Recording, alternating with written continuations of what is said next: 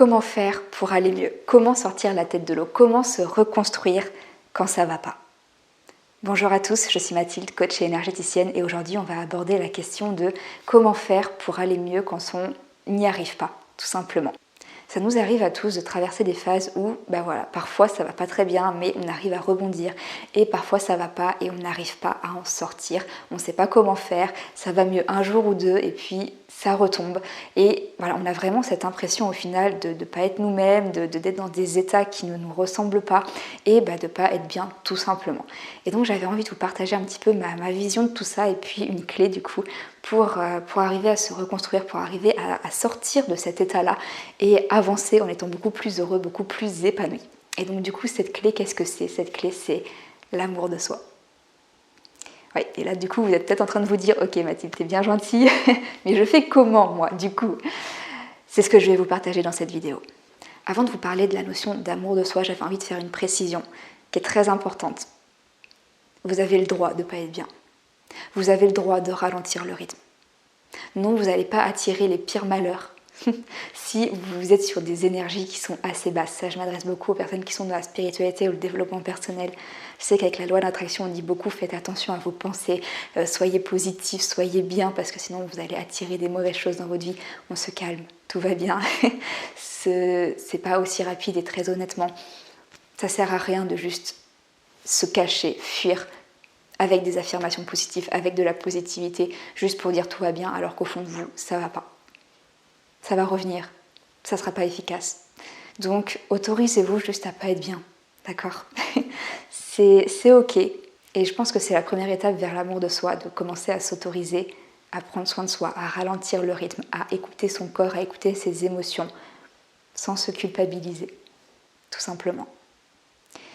Et donc du coup, par rapport à l'amour de soi, pour moi, c'est vraiment partie d'une prise de conscience.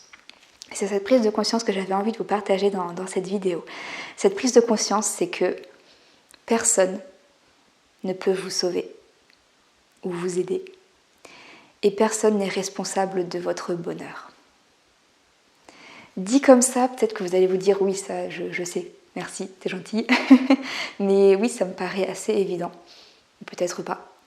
Mais il y a des chances que ça soit le cas. Mais ce qu'il faut vraiment comprendre, c'est que d'un point de vue très inconscient, l'être humain a une nature, c'est vraiment dans sa nature, a une nature à la victimisation. C'est pas quelque chose de mal ou quoi que ce soit. C'est juste que voilà, quand on n'est pas bien, on aime qu'on nous réconforte, on aime que les gens remarquent qu'on n'est pas bien. Et c'est beaucoup plus simple d'attendre que quelqu'un nous apporte de l'amour, que quelqu'un nous aide, plutôt que de le faire soi-même et de le s'apporter à soi-même. Donc forcément, on attend beaucoup à l'extérieur de nous. On attend beaucoup des autres. Et c'est vraiment cette prise de conscience-là que je voulais vous partager, c'est que vous êtes capable de vous sauver. Vous êtes plus puissant que vos problèmes. Vous avez assez de puissance intérieure pour rebondir, pour sortir de cet état. Et voilà, c'est vraiment ça que je veux vous partager, c'est que tant qu'on continuera à attendre, en fin de compte, que d'autres personnes nous aident, que d'autres personnes nous apportent ce dont on a besoin, nous rassurent, qu'importe, et tant qu'on reportera la responsabilité de notre mal-être sur des circonstances extérieures, ça n'enlève pas le fait que oui, ça joue, c'est normal que vous soyez mal. Il faut vraiment comprendre que si vous êtes mal, c'est normal, c'est légitime. Aucune de vos émotions n'est pas légitime, d'accord? Mais ce qu'il faut surtout comprendre, ce que je veux vous partager dans cette prise de conscience, c'est vraiment de comprendre que ok, il se passe ça à l'extérieur de moi. Mais moi, je décide d'être responsable de mon bonheur. Je décide d'être responsable de mon propre épanouissement. Je suis capable de gérer ce qui se passe à l'extérieur de moi. Parfois en n'étant pas très bien, mais en étant capable de rebondir et de rester moi-même en fait, parce que c'est vraiment ça, je pense que vous l'avez déjà remarqué, quand on n'est pas bien, quand on est dans un état un petit peu de déprime, on a l'impression qu'on n'est plus nous-mêmes en fait. On se dit mais c'est qui cette personne? Ce que j'aimais bien faire avant, j'ai plus la force de le faire, j'ai la flemme. Vous voyez, c'est vraiment ça, on n'est plus soi-même. Et c'est vraiment ça, en fait, qu'on prend conscience, quand on est responsable de notre bonheur, c'est prendre conscience qu'on est responsable de qui on est. Et on peut choisir de rester qui on est. Et Et donc là, du coup, je vais aborder la question de l'amour de soi, du coup, comment faire. Donc je ne vais pas vous donner une recette miracle à suivre qui va faire que par A plus B, vous allez tomber dans l'amour de soi, parce qu'on est tous différents, on a tous des besoins différents, et la façon dont vous allez entamer ce processus de reconnexion à votre amour de vous-même, il sera différent en fonction des personnes. Mais la première chose à comprendre, c'est que vous êtes la personne la plus importante dans votre vie. Si vous n'êtes pas heureux, vos proches le ressentiront. Si vous ne rayonnez pas, vous n'allez pas pouvoir rayonner sur vos proches. Donc prendre soin de vous, prendre soin de votre propre épanouissement personnel, c'est également prendre soin de vos proches et des personnes qui sont chères à vos yeux. Apprendre à s'aimer, c'est commencer à apprendre à faire de soi une priorité. Et c'est apprendre à se donner de l'amour. Le petit tip, ça va être essayer d'imaginer dans votre tête, là, de visualiser la personne la plus importante dans votre vie. La personne pour qui vous avez le plus d'amour. Ça peut être un parent, ça peut être un enfant, peut-être un conjoint, peut-être un animal également, un animal de compagnie. Qu'importe, vraiment la personne à qui vous aimez le plus donner de l'amour. Et une fois que vous l'avez en tête, regardez comment vous la traitez et essayez de vous regarder vous, de vous voir vous, avec les mêmes yeux que vous voyez cette personne-là. Cette personne-là, il y a de fortes chances que vous vouliez lui montrer votre amour, que vous voulez la chouchouter, que vous voyez qu'elle soit super heureuse quand elle n'est pas bien, vous voulez la réconforter. Ayez ce même comportement, ayez ce même amour envers vous-même. Autorisez-vous à aimer qui vous êtes, à vous valoriser, à dire stop à ces pensées qui vous disent que vous n'êtes pas assez bien, que vous n'êtes pas à la hauteur, que vous devriez être plus comme ça, moins comme ça. Parce que ce n'est pas la vérité.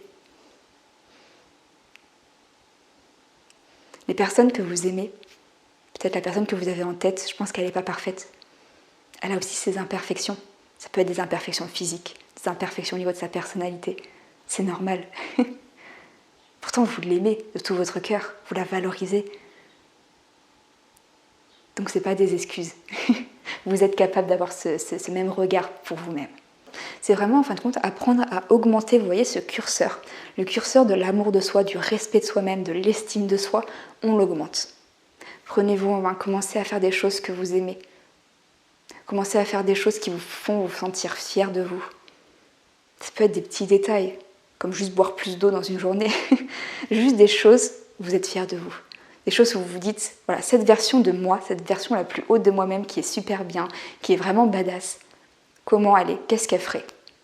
Et je commence à m'y calquer. Ça ne veut pas dire que vous allez faire tout ce que vous rêveriez de faire dans vos journées. Le but, c'est d'y aller progressivement et que ça soit stable, pas que vous le fassiez pendant une semaine, ça c'est comme le sport. Je vais faire du sport, on en fait pendant 3 jours et puis on abandonne l'idée.